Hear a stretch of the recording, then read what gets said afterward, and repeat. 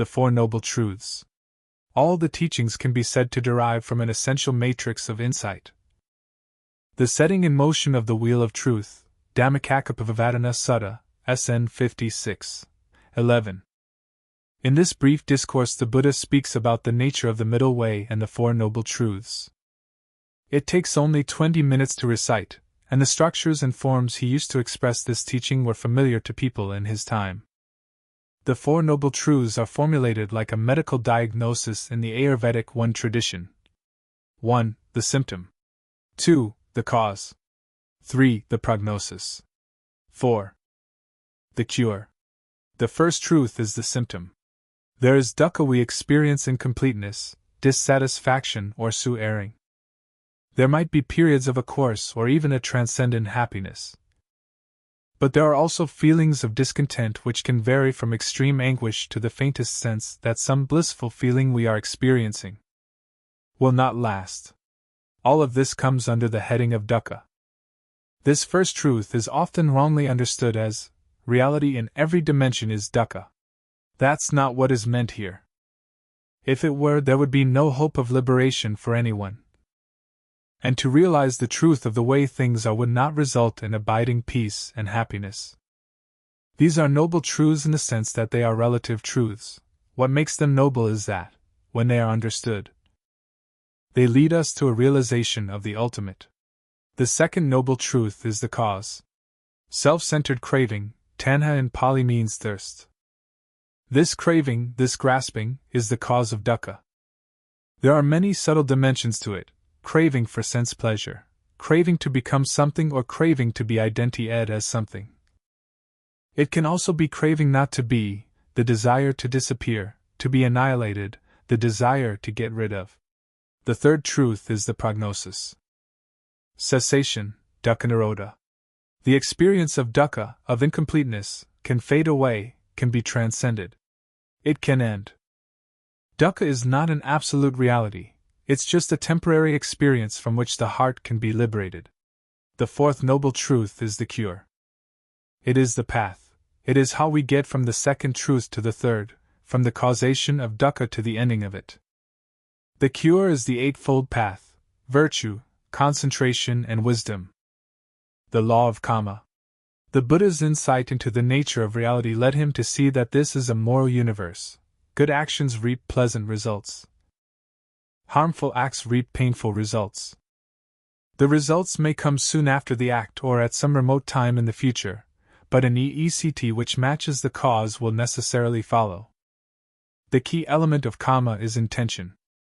As the Buddha expresses it in the opening verses of the Dhammapada, mind is the forerunner of all things.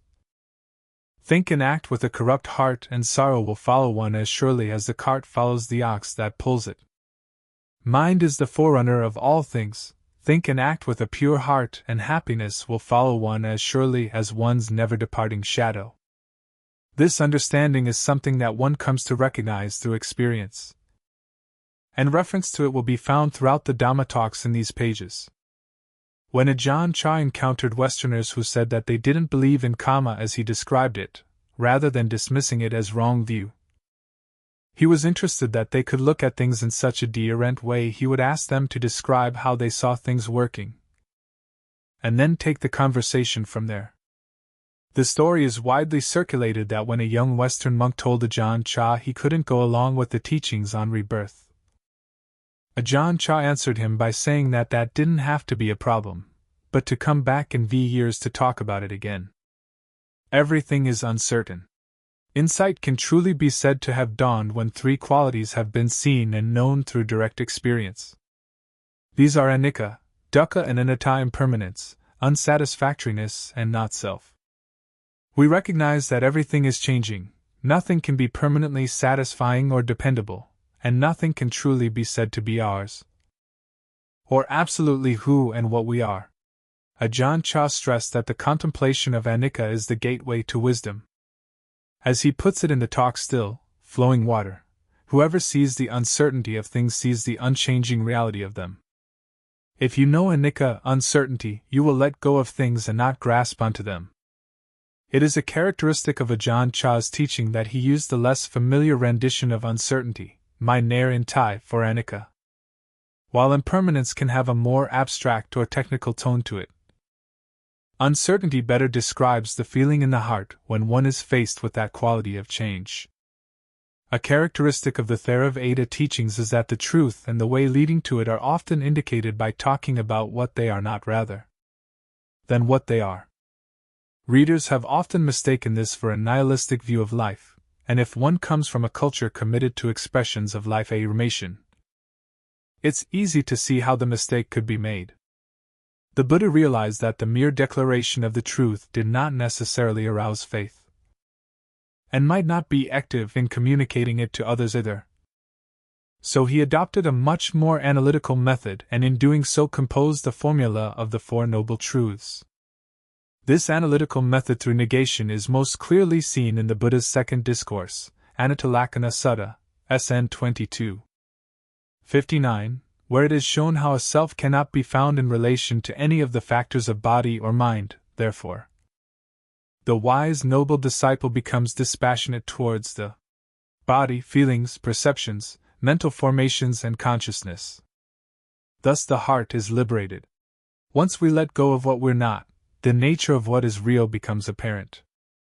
And as that reality is beyond description, it is most appropriate, and least misleading, to leave it undescribed. This is the essence of the way of negation. Ajahn Chah avoided talking about levels of attainment and levels of meditative absorption in order to counter spiritual materialism, the gaining mind, competitiveness and jealousy, and to keep people focused on the path. Having said that, he was also ready to speak about ultimate reality if required. The talks toward the unconditioned, transcendence, and no abiding are examples of this. If, however, a person insisted on asking about transcendent qualities, and it was clear that their understanding was not yet developed, as in the dialogue What is Contemplation, Ajahn Chah might well respond, as he does there, it isn't anything and we don't call it anything, that's all there is to it. Be niche with all of it, literally, if there is anything there, then just throw it to the dogs. Right view and virtue. Ajahn Chah frequently said that his experience had shown him that all spiritual progress depended upon right view and on purity of conduct. Of right view the Buddha once said, just as the glowing of the dawn sky foretells the rising of the sun, so too is right view the forerunner of all wholesome states. And 121. To establish right view means RSTLY that one has a trustworthy map of the terrain of the mind and the world and appreciation of the law of karma. Particularly, and secondly, it means that one sees experience in the light of the Four Noble Truths and is thus turning that out of perceptions, thoughts, and moods into fuel for insight. The 4 points become the quarters of the compass by which we orient our understanding and thus guide our actions and intentions. Ajahn Chah saw Sila, virtue, as the great protector of the heart, and encouraged a sincere commitment to the precepts by all those who were serious about their search for happiness and a skillfully lived life, whether these were the 5 precepts of the householder or the 8, 10 or 227 of the various levels of the monastic community. Virtuous action and speech, Sila, brings the heart directly into accord with Dhamma and thus becomes the foundation for concentration, insight, and Nali, liberation.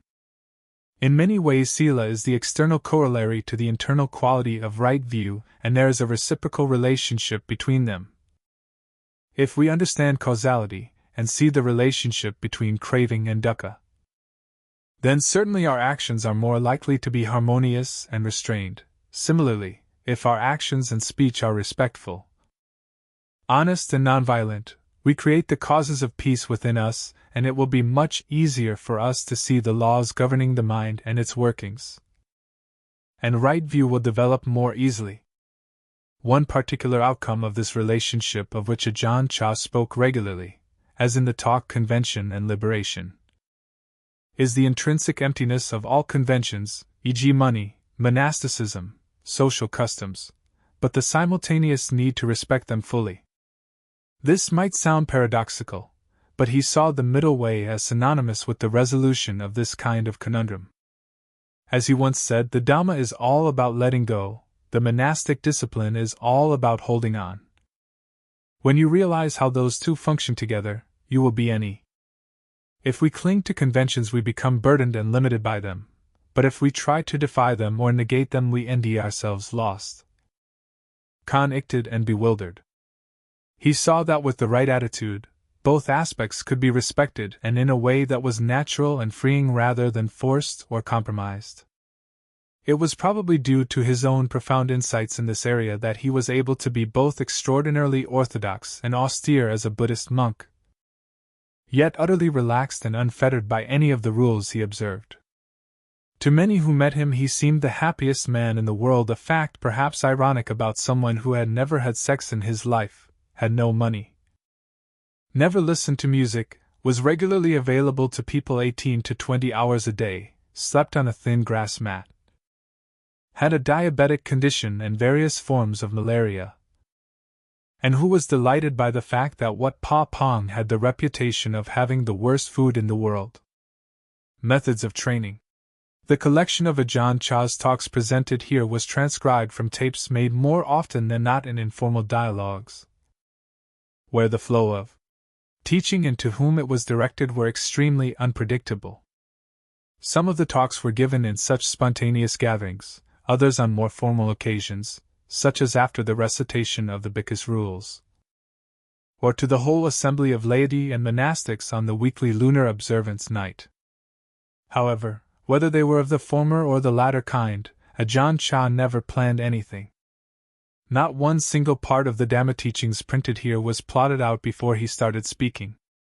This was an important principle, he felt, as the job of the teacher was to get out of the way and let the Dhamma arise according to the needs of the moment if it's not alive to the present.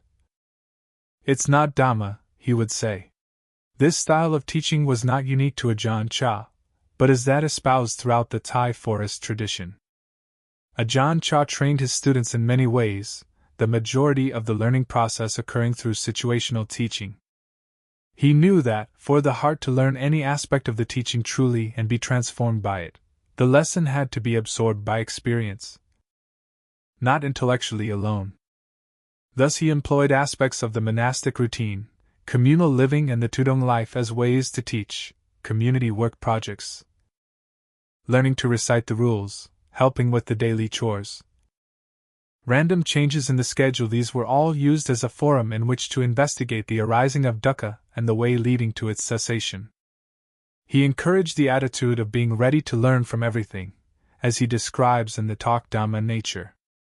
He would emphasize that we are our own teachers. If we are wise, every personal problem, event, and aspect of nature will instruct us. If we are foolish, not even having the Buddha before us explaining everything would make any real impression. This insight became clear in the way he related to people's questions rather than answering the question in its own terms. He responded more to where the questioner was coming from. Often when asked something, he would appear to receive the question, gently take it to pieces and then hand the bits back to those who asked. They would then see for themselves how it was put together. To their surprise, he had guided them in such a way that they had answered their own question. When asked how it was that he could do this so often, he replied if the person did not already know the answer, they could not have posed the question in the RST place. Other key attitudes that he encouraged and which can be found in the teachings here are RSTLY. The need to cultivate a profound sense of urgency in meditation practice, and secondly, to use the training environment to develop patient endurance. This latter quality is seen in the forest life as almost synonymous with spiritual training, but has not otherwise received a great deal of attention in spiritual circles of the quick-fix culture of the West. When the Buddha was giving his very RST instructions on monastic discipline, to a spontaneous gathering of 250 of his enlightened disciples at the bamboo grove, his RST words were, "Patient endurance is the supreme practice for freeing the heart from unwholesome states." DHP 183-85. So when someone would come to Ajahn Chah with a tale of woe, of how her husband was drinking and the rice crop looked bad this year, his first response would often be, "Can you endure it?" This was said not as some kind of macho challenge, but more as a means of pointing to the fact that the way beyond suffering is either to run away from it, wallow in it, or even grit one's teeth and get through on will alone know. The encouragement of patient endurance is to hold steady in the midst of difficulty, truly apprehend and digest the experience of dukkha, understand its causes and let them go. Teaching the laity and teaching monastics. There were many occasions when Ajahn Chah's teachings were as applicable to lay people as to monastics. But there were also many instances when they were not. The 3 volumes of this present collection, Daily Life Practice, Formal Practice and Renunciant Practice, have been arranged to re-ECT these differences of focus and applicability. Even though the teachings have already been divided up in this way, this is still an important factor to bear in mind when the reader is going through the talks contained here. Not to be aware of such differences could be confusing. For example, the talk Making the Heart Good is aimed at a lay audience, a group of people who have come to visit Wat Pa Pong to Tambun, to make offerings to the monastery, both to support the community there and to make some good karma for themselves. On the other hand, a talk like The Flood of Sensuality would only be given to the monastics, in that instance just to the monks and male novices. This distinction was not made because of certain teachings being secret or higher in some respect. Rather, it was through the need to speak in ways that would be appropriate and useful to particular audiences. Unlike the monastic, lay practitioners have a different range of concerns and influences in their daily life. Trying to end time for formal meditation practice, maintaining an income, living with a spouse. And most particularly, the lay community has not undertaken the vows of the renunciant life. A lay student may keep the 5 precepts, whereas the monastics would be keeping the 8, 10 or 227 precepts of the various levels of ordination. When teaching monastics alone, Ajahn Chah's focus is much more specifically on using the renunciant way of life as the key method of training. The instruction therefore concerns itself with the hurdles, pitfalls and glories that way of life might bring. Since the average age of the monks' community in a monastery in Thailand is usually around 25 to 30, and with the strict precepts around celibacy, there was also a natural need for Ajahn Chah to skillfully guide the restless and sexual energy that his monks would often experience. When it was well directed, the individuals would be able to contain and employ that same energy and transform it to help develop concentration and insight. The tone of some of the talks to monastics will in certain instances also be seen to be considerably more directly confrontational than those the collected teachings of Ajahn Chah given to the lay community, for example, Dhamma fighting. This manner of expression represents something of the take no prisoners style which is characteristic of many of the teachers of the Thai forest tradition. It is a way of speaking that is intended to rouse the warrior heart, an attitude towards spiritual practice which enables one to be ready to endure all hardships and to be wise, patient, and faithful, regardless of how difficult things get. At times, this way of teaching may seem overly aggressive or combative in its tone.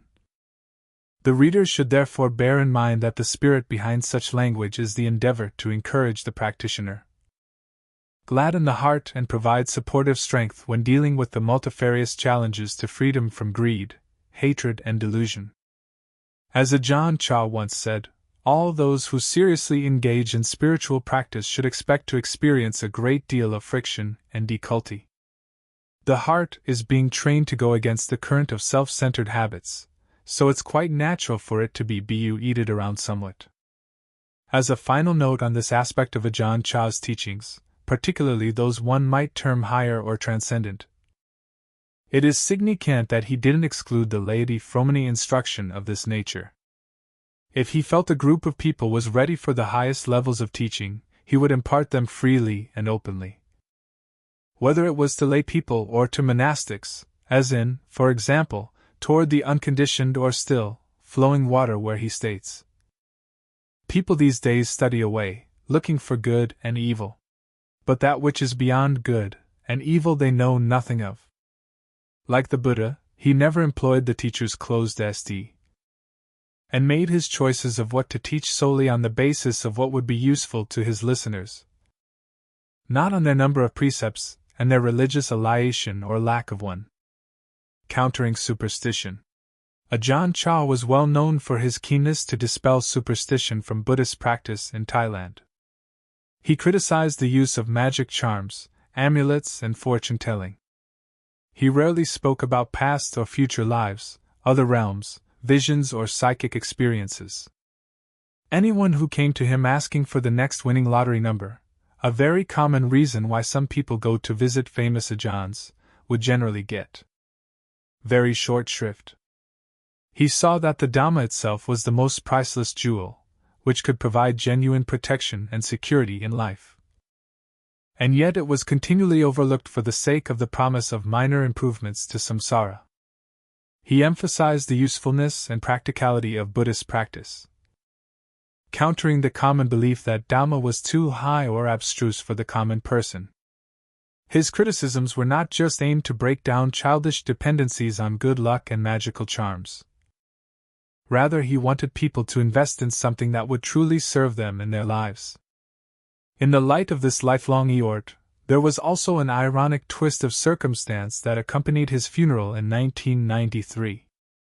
He passed away on January 16, 1992, and they held the funeral exactly a year later. The memorial stupa had 16 pillars, was 32 meters high, and had foundations 16 meters deep. Consequently, a huge number of people in Yubin province bought lottery tickets with ones and sixes together. The next day, the headlines in the local paper proclaimed, Luangpur Chah's last gift to his disciples. The 16s had cleaned up, and a couple of local bookmakers had even been bankrupted. Humor. That last story brings us to a final quality of Ajahn Chah's teaching style. He was an amazingly quick-witted man and a natural performer. Although he could be very cool and forbidding, or sensitive and gentle in his way of expression, he also used a high degree of humor in his teaching. He had a way of employing wit to work his way into the hearts of his listeners, not just to amuse but to help convey truths that would otherwise not be received so easily. His sense of humor and skillful eye for the tragicomic absurdities of life enabled people to see situations in such a way that they could laugh at themselves and be guided to a wiser outlook. This might be in matters of conduct, such as a famous display he once gave of the many wrong ways to carry a monk's bag, slung over the back, looped round the neck, grabbed in the st, scraped along the ground. Or it might be in terms of some painful personal struggle. One time a young bhikkhu came to him very downcast. He had seen the sorrows of the world and the horror of being's entrapment in birth and death, and had realized that I'll never be able to laugh again, it's all so sad and painful. Within 40 minutes, via a graphic tale about a youthful squirrel repeatedly attempting and falling short in its efforts to learn tree climbing, the monk was rolling on the floor clutching his sides, tears pouring down his face as he was convulsed with the laughter that he had thought would never return. Last year's, during the Rains retreat of 1981, Ajahn Chah became seriously ill, with what was apparently some form of stroke. His health had been shaky for the previous few years, with dizzy spells and diabetic problems, and now it went down with a crash. Over the next few months he received various kinds of treatment, including a couple of operations, but nothing helped. The slide continued until by the middle of the following year he was paralyzed but for some slight movement in one hand. And he had lost the power of speech. He could still blink his eyes. He remained in this state for the next 10 years, his few areas of control diminishing slowly until by the end all voluntary movement was lost to him. During this time it was often said that he was still teaching his students. Hadn't he reiterated endlessly that the body is of the nature to sicken and decay, and that it is not under personal control? As he put it somewhat prophetically in Why Are We Here?, a talk given just before his health collapsed, people come to visit, but I can't really receive them like I used to because my voice has just about had it, my breath is just about gone. You can count it a blessing that there's still this body sitting here for you all to see now. Soon you won't see it. The breath will be nished, the voice will be gone. They will fare in accordance with supporting factors, like all compounded things. So here was a prime object lesson for all his students. Either a great master like Ajahn Chah nor even the Buddha himself could escape the inexorable laws of nature. The task, as always, was to end peace and freedom by not identifying with the changing forms. During this time, despite his severe limitations, he occasionally managed to teach in ways other than just being an example of the uncertain processes of life, and by giving opportunity for his monks and novices to owe their support through nursing care. The bhikkhus used to work in shifts, 3 or 4 at a time, to look after Ajahn Chah's physical needs, as he required attention 24 hours a day. On one particular shift, 2 monks got into an argument, quite forgetting, as often happens around paralyzed or comatose people, that the other occupant of the room might be fully cognizant of what was going on. Had Ajahn Chah been fully active, it would have been unthinkable that they would have got into such a spat in front of him. As the words got more heated, an agitated movement began in the bed across the room. Suddenly Ajahn Chah coughed violently and, according to reports, sent a sizable gob of phlegm shooting across the intervening space, passing between the 2 protagonists and smacking into the wall right beside them. The teaching was duly received and the argument came to an abrupt and embarrassed conclusion. During the course of his illness, the life of the monasteries continued much as before, the masters being both there yet not there, served in a strange way to help the community to adapt to communal decision-making and to the concept of life without their beloved teacher at the center of everything. After such a great elder passes away, it is not uncommon for things to disintegrate rapidly, and for all his students to go their own way, the teacher's legacy vanishing within a generation or 2. It is perhaps a testimony to how well Ajahn Chah trained people to be self-reliant that whereas at the time of his falling sick there were about 75 branch monasteries, this had increased to well over 100 by the time he passed away. And the collected teachings of Ajahn Chah has now grown to more than 300, in Thailand and around the world. After he passed away, his monastic community set about arranging his funeral. In keeping with the spirit of his life and teachings, the funeral was not to be just a ceremony but also a time for hearing and practicing Dhamma. It was held over 10 days with several periods of group meditation and instructional talks each day, these being given by many of the most accomplished Dhamma teachers in the country.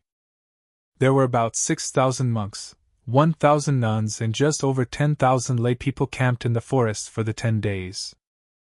Beside them, an estimated 1,000,000 people came past through the monastery during the practice period, 400,000, including the king and queen and the prime minister of Thailand, who came on the day of the cremation itself. Again, in the spirit of the standards Ajahn Chah espoused throughout his teaching career, throughout this entire session, not 1 penny was charged for anything. Food was supplied for everyone through 42 free food kitchens, run and stocked by many of the branch monasteries.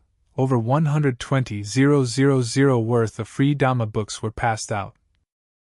Bottled water was provided by the gallon through a local RM, and the local bus company and other nearby lorry owners ferried out the thousands of monks each morning to go on alms round through villages and towns in the area. It was a grand festival of generosity and a TINH way to bid farewell to the great man. It is in the same spirit of generosity that this present edition of Ajahn Chah's Dhamma Talks has been compiled. This compilation, the collected teachings of Ajahn Chah, comprises most of Ajahn Chah's talks which have been previously published for free distribution in English. May these teachings provide nourishing contemplation for seekers of the way and help to establish a heart which is awake, pure and peaceful. Ajahn Amaro. February 2011.